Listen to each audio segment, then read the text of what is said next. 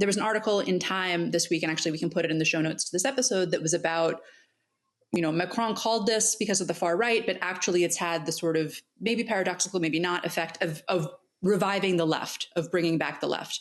Can you speak a bit about what France's left-wing parties did in response to this call for snap elections, and why, if you believe that they've been revitalized, why you think that's been the case? Well, that was perhaps the biggest surprise of the post-dissolution realignment, that the left got it back together. In 2022, after the presidential election, there was a parliamentary election, which resulted in the present parliament.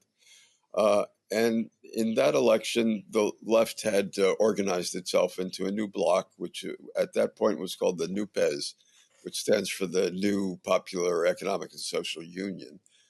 That union did not last much beyond the election of 2022. It took only about 6 months before it began to fall apart. It's an alliance against nature, if you like. The far left, led by Jean-Luc Mélenchon, has taken fairly radical positions on, for example, the war between Israel and Gaza. He refused to call Hamas a terrorist organization, for example. He also wants to move to a sixth republic, to abolish the existing institutions of the Fifth Republic in France. So it's quite a radical party, and that radicalism separates it from the other components of what was then called the NUPES, which consisted of the Socialist Party, much diminished since its heyday in the early part of the 21st century, the Green Party, and the Communists. So that alliance fell apart, and Macron's calculation was that it would remain divided after he dissolved the parliament. But that was not the case. It took only 48 hours for what was called the New Popular Front to be resurrected from the ashes of the NUPES.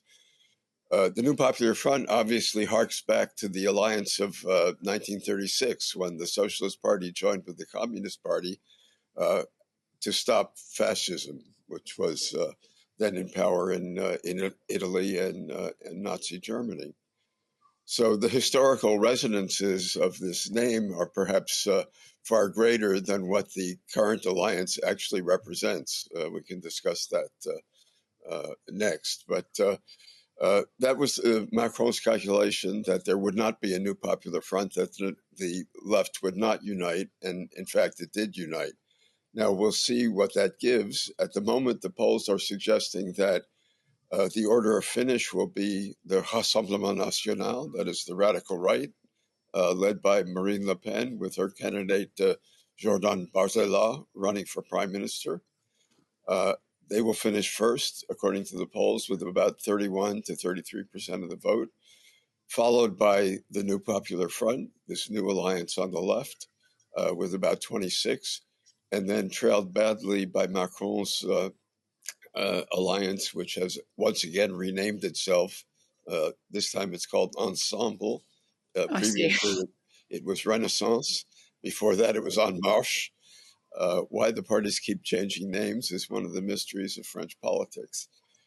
In any case, that party is expected to finish third with about 20% of the vote.